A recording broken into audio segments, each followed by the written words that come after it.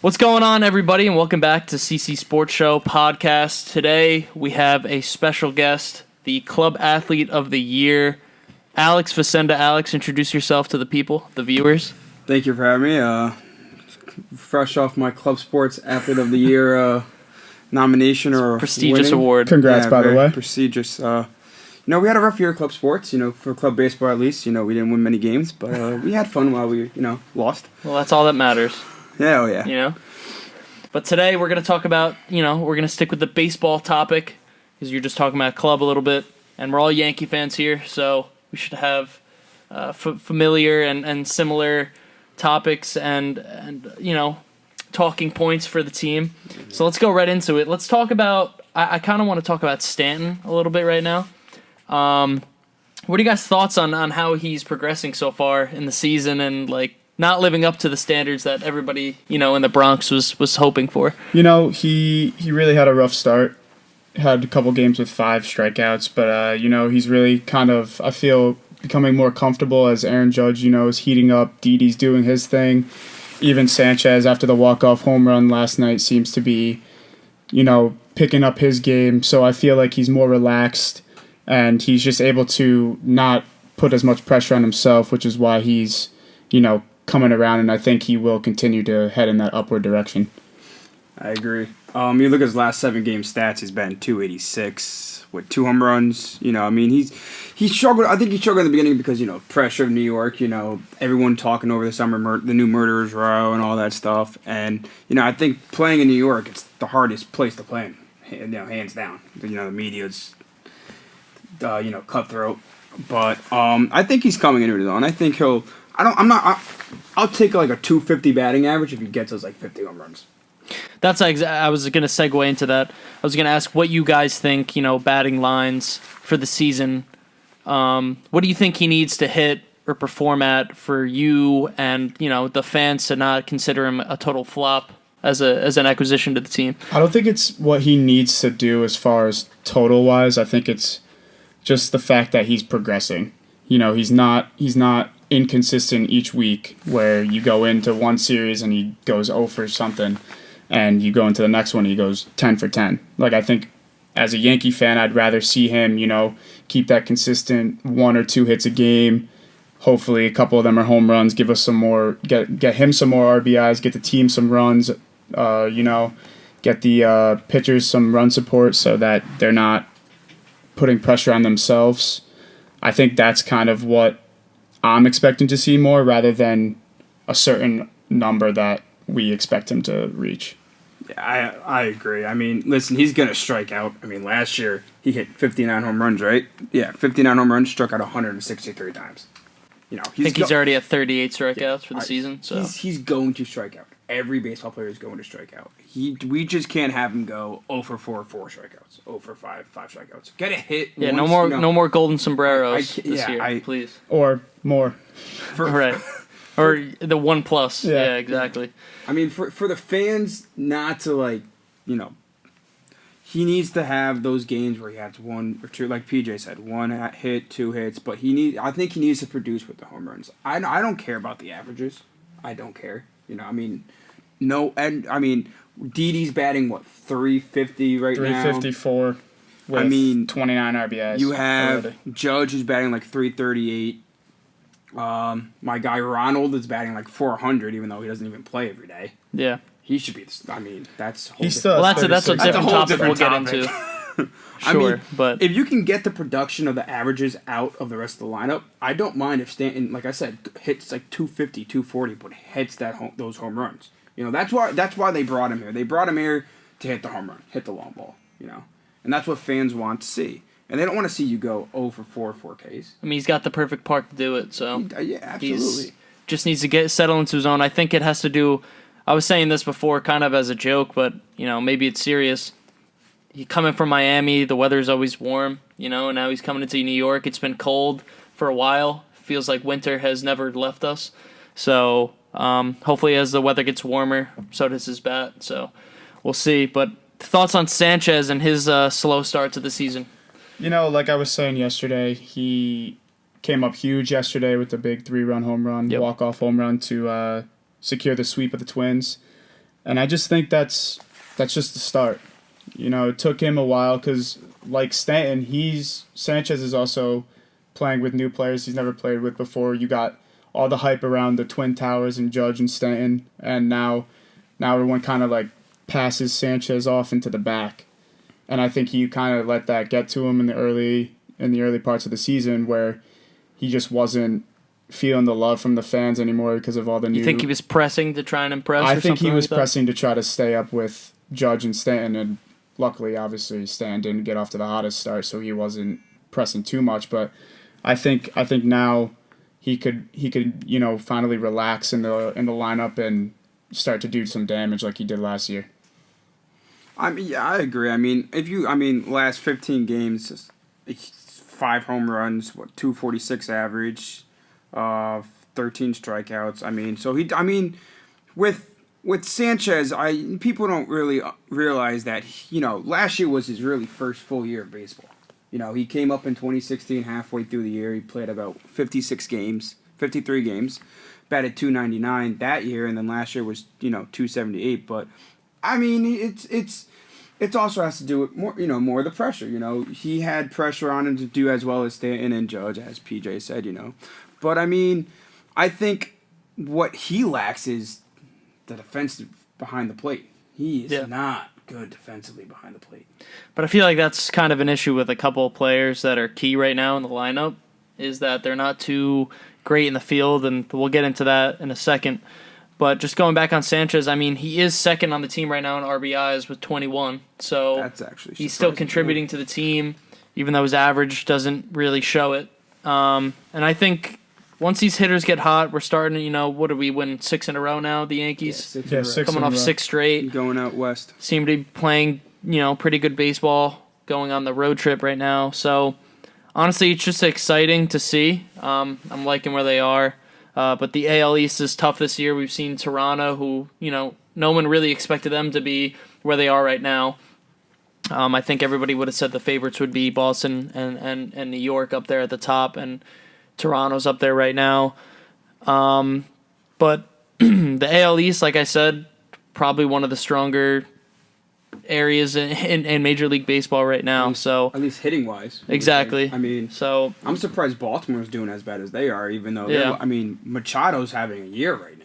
Yeah, he is. I think he's just raising his stock for that free agency coming up, and then maybe put some pinstripes on. Hey, anything can happen, but be careful with that. We could get in trouble by the league.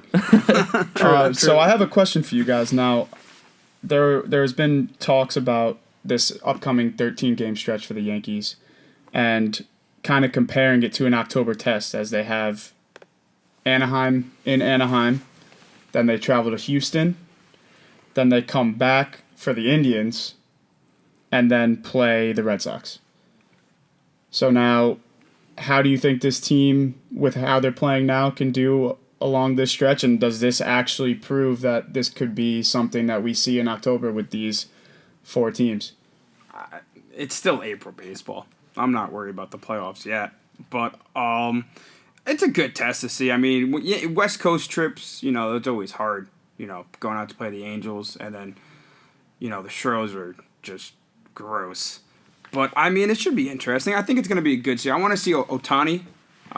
He's a freak of nature. Yeah, he's off to a hot start. I want to see how they challenge him, at least.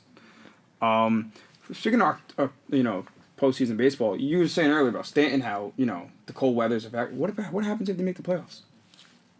How does that affect Stanton?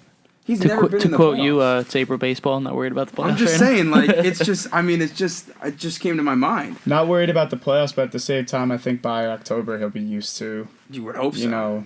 The New York weather / the Northeast. Yeah, it is what it is. That's nitpicking really when we're talking about statistics and how he's doing, but. I think going back to what you were talking about, I think it's going to be a great test. These are all solid teams, some of the top teams in the league. So it's a great test to see the Yankees going up against them right now, playing the way they are, and hopefully they continue, their hot streak. You can lose in April, but you can't win. So I think my dad says that a lot, and I like that philosophy. Honestly, I think it makes sense. Is we're not going to be able to just plow ahead and win right now this month, but we can sure as hell lose if we fall back too many games. You know? Yeah, and that's definitely the number one thing on their radar is just don't fall back too much because by come playoff time, there's just not going to be enough time to catch up, and especially with the Red Sox. Yeah, Boston, their red hot start. You cannot fall too many games behind and expect to, make a run in the exactly. playoffs. I'm okay with being 5 games out. Right around here. I don't want to get past. I don't want to get to double digits. Double digits, then it seems like a little too much. But speaking of the Stros, how about a guy that the Yankees could have had, Garrett Cole? 5 game starts, 2-1 with a 1.29 ERA. How about that? Yeah, we're missing that a little bit, I think. I think we are because I'd take him over those Sonny stats Gray. are truly Yeah, unbelievable. I think so. And not to mention, he's going alongside Justin Verlander, who apparently with age gets even grosser on the mound. So, this year, that team is just truly talented, and who They're a knows? force. Maybe They are a force. maybe a repeat. You never know. Verlander hasn't lost a game yet with Houston. He was 5-0 last year, and then he's 4-0 this year with a 1.36 ERA, 6 games started. That's It's scary. It's very scary. So and we'll see what happens. with the young talents. Who knows what can come up in And the that- future? And let's see if the Yankees can give them a run for their money. Come, April 30th through May 3rd in Houston. Tune in. Well, speaking of young talent, going back to the Yankees, what are you guys thinking about, Andujar and Torres and their performance so far with the club? Andujar could hit now. I don't like him in the field. I feel like he's a liability at third base. I would Anytime a ball's hit there, I kind of close my cringy. eyes and just hope he cross makes your it. fingers, But he had a slow start hitting wise. Probably just because it's just the pressure of just coming up and being he's a young kid, so Young yeah, kid. that He's would a make Young sense. kid getting stuck in the starting lineup with all these all-star players. Obviously, you're going to be a little shaken up. And as far as Gleyber Torres goes, he's batting .316 now. He's only has 19 at bats, but he's still putting the ball in play. He's getting on base. He's doing what we need him to do. And he's good defensively. And he's good defensively. And He not has to a mention, glove. back to Andujar, off to a rough start like we discussed, but he's really turning it around. He's really playing like that guy that we need to fill that spot at third with Todd Frazier and Headley, taking off in the offseason. And it's gonna be interesting to see how these 2 young guys develop as the season goes on, and even hopefully eventually come to playoff time and see how they handle the whole situation. Well, how Andujar's swinging the bat right now, between him and Stanton, both kind of liabilities in the field defensively. What do? You can only have one DH, obviously. We know how baseball works. Whose bat do you take out? You know what I mean? Because I think you leave Andujar at third. Personally, just because I think as far as infield goes, he can learn how the hops play. He can work in practice to better himself as a fielder. And Stanton's been doing it for years, and he's always known as that DH. Because now, especially in the American League, you don't want to stick him in the field every day. You'd rather have him DH and have Judge and Wright, and then keep Andujar at third, and hopefully his fielding just goes up and gets better. It's a tough subject, honestly, between those two, because they're both equally as bad. I feel like in the field. I don't know. I'll take Brett Gardner out of the lineup any day of the week. Oh my God. We're We're not getting into that on the. That's definitely a stretch. You got to think Andujar's. He's young. You can work with him. Stanton. He's 8 years in the league. You can't play the outfield now. You're not going to play it. You know what I mean? I agree. If you can't get Yeah. used to it. You can't get used to it. Now, a funny thing might be is if maybe they look into putting Judge or Stanton at first base for some reps, just in case injury between Austin, or if Greg Bird ever comes back, and Keyword is doesn't ever. come back, then what do you do at first base? You Yeah. can't I keep don't know. benching Stanton or Andujar and keep putting Neil Walker there if he's not producing. Well, I mean, he's not hitting either. So What if you try to put Andrew at first? See if he can do that, right? And then when Jury, comes back. well, yeah, that's what I was gonna bring up was because this whole equation becomes even more complex. Because where does Brandon Drury fit in now, coming back from his migraine issue? I mean, he said he's been playing for I don't know how long with blurry vision. It's like 2 years with blurry vision. so when he comes back, I mean, he was hot at the beginning of the season. He was leading in every category at the start, and then started slowing down when he's had these migraine issues. But where does he fit in when he comes off of his rehab assignment? The only thing I could say is that, if Andujar keeps hitting the way he is, and everyone keeps doing what they're doing, that resulted in them having this 6-game win streak, regardless of how healthy Drury is when he comes back and how well he might have done in the beginning of the season, I don't think he gets his starting job back unless either Andujar goes down, Torres goes down, or they just start slumping. I mean, Drury also has the ability to play the outfield. That's he's true, a too. utility guy. He So could play first too. yeah, You could put him at put him first there. base now. I mean, he played 2 years with blurred vision. He batted 268 in 2016. I mean, a couple years ago, he batted 282 in 280. Yeah. 216, and in 2017 he batted 267. I mean, 16 and 13. Blurred. Imagine if he can see actually see the ball. yeah, right. I mean, And God. people say a lot of they compare him to Didi a lot.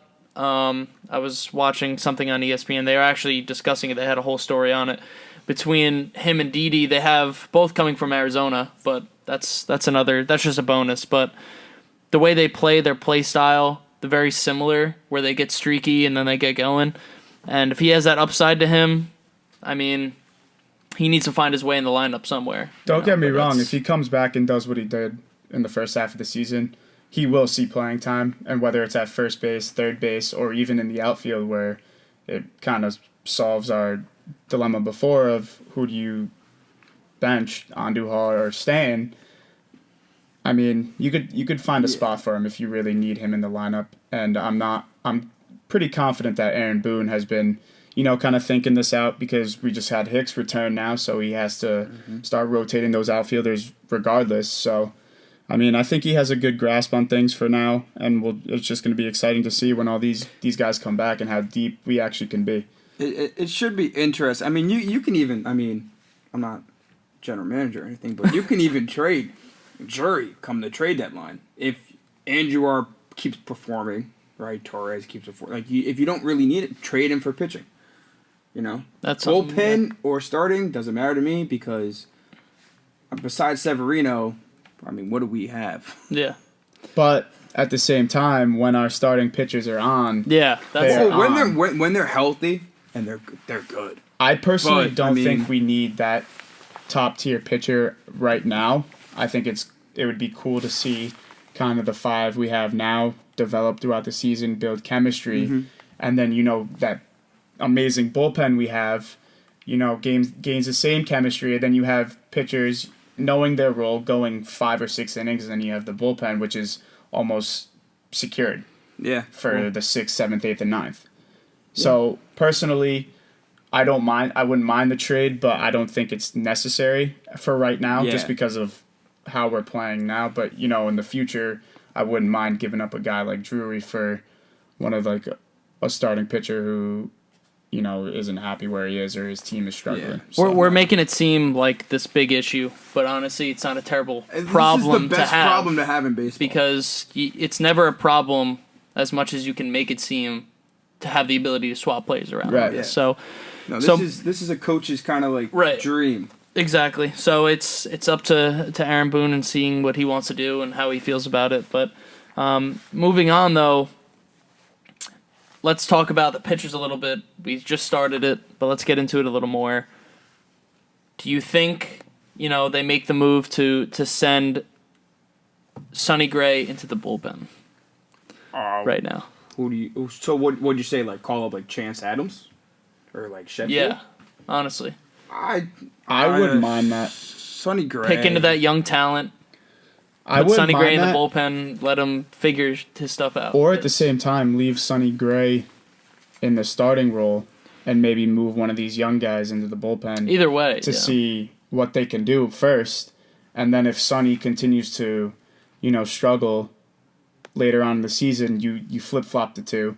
Yeah. And you don't really lose anything because they're both getting work, and you're just basically comparing the two. Because Chad Green's been so good, Yes. and yes. he's been so good last year, and he's been great so far this year. And they were talking about having him kind of dabble in the starting role at some point. Do you think they move him into the starting I rotation like him. somewhere? I like or? him in the bullpen. I think he's a I agree with you dominant because force. he's so reliant on his fastball, which is fine as a relief pitcher. But if you're starting, you're going 5-6 innings pretty consistently. People are going to start catching up to that and yeah. realizing what you're doing. yeah. So, but it's just another option. But we saw the Mets do it. Move their Yeah, starting pitcher into the bullpen. Harvey. Maybe let it sink into him. Maybe figure something out. Maybe put a chip on his shoulder to start performing. But I'll give him about 2 or 3 more starts before I start to be fully concerned. I mean, I am concerned. 1-1 with a 7, almost 8 ERA isn't ideal for a starter that you trade away 3 of your top prospects for. I mean, we gave away Caprillion, we gave away Mateo, and we gave away I can't think of the last person, but I know we gave away those 2 to Oakland for him, and it's definitely not what we, expected out of him. I mean, but besides for the first, CC's, if he's healthy and the way he's been pitching, he's good. He can let him roll. yeah, CC's, Severino. Montgomery's been Honestly, the Montgomery. starters only have 4 losses this man, season. yeah. That's it. And All the rest of the losses came from either from the blown pen. saves or bullpen Yeah. issues. It's So as far as starters go, I don't think it's really that big of a problem at this time. I think they're doing what they have to do, and we're just having bullpen issues earlier on in the season, which comes with a new season. They're not going to come in and start just being lights out right from the jump. And I think now you notice that on this 6-game winning streak, for example, Betances, who had plenty Right. of struggles this early on the season, comes in the 9th yesterday and strikes out the side. And then- That's actually what I was about Yeah. to bring up, because with pitching, the biggest thing is consistency. right. You don't have to be lights out every night, but if you throw a good game and give us a chance to win on a consistent basis, you're doing your job as a starting pitcher, and that's what any team needs, especially the Yankees. But behind a team like this that has so much potential to hit the ball and score runs for you, just keep us in the game, keep them in the game, and give them a chance to win for you. But you brought up Betances, and we'll kind of close off of this talking about the pitchers and close out the episode talking about him. I personally, I don't want to see him anymore. I'm kind of over him, honestly.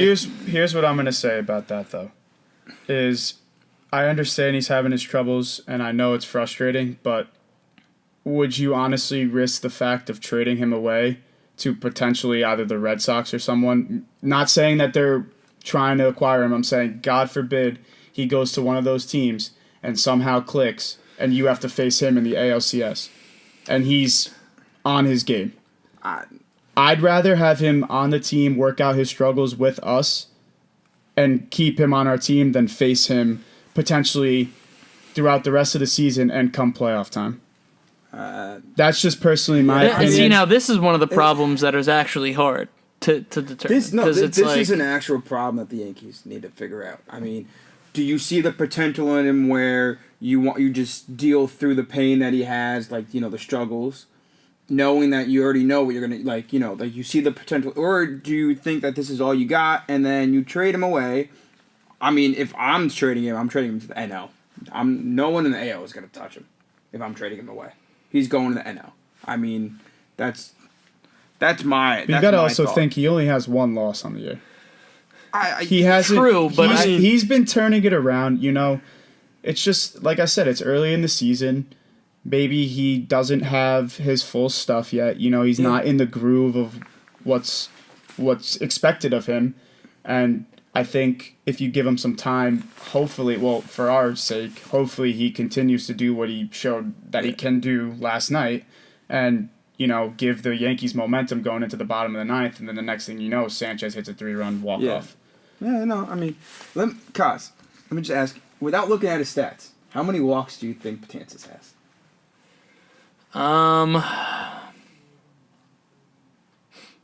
10? No. 5. He has 5. Really? 19 strikeouts, 5 walks. Now, how can you trade that? I didn't even know that. Listen, when Like- I watch him pitch, But he here's has the thing no is because control. he makes everything just so looks- dramatic. He makes it look so dramatic. It's like a Broadway musical. I mean, you see, Every single time he hops on the mound. he throws his fastball and it ends up in the opposite batter's box, and then he throws that knuckle curve. How do you expect to throw a knuckle curve for a strike if you can't throw your fastball for a strike? And it seems like he's always inside to that lefty batter too with all of his yeah. throws. And he sets up so far on the left side of the rubber when he's delivering. Maybe make an adjustment and start more in the middle, maybe. I don't know, just something. Yeah. But I honestly I- think that his stats, with what we just saw, 19 strikeouts, 5 walks, and only 1 loss. he's on got year. the stuff. It's not a question Yeah, of I if mean, he has I it. think It's- I think going on what you just said, I think that minor adjustment is what he needs. I don't think He it's just- I don't think it's a trade. He needs something. I don't think it's anything. I Yeah. think it's just kind of him sitting down and realizing that he needs to make an adjustment on the mound. Yeah, And that I mean, comes down. That's it. That's what it comes down to. And if he doesn't want to make that adjustment and better himself as a pitcher, then you send him away. yeah. I mean, or send him down, Or bring up send one him of the young down. guys. it all with the depends bullpen. on what, Right. what the offer would be for him. You know, obviously if I'm Cashman, which unfortunately I'm not, or fortunately I don't, and I get a call for trade for Betances, and I can get a good solid starting pitcher and have Sonny Gray bump to the bullpen and have a solid starting 5. I'm gonna do it. Yeah. I and mean, like I because said, your bullpen is so stacked that you don't really need. But if Betances isn't performing, you don't really need him. You yeah. know? I mean, I completely agree. It all depends on if he can find a groove. If he can find a groove, let him roll. Same with as I said for CC. It's all about finding a groove. Because as a pitcher, if you're in a groove, you unstoppable. Yeah.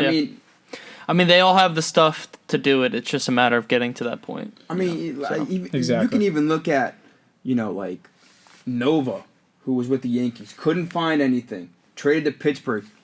He's been a solid pitcher for Pittsburgh. Yeah. Just found a groove. I mean, it's.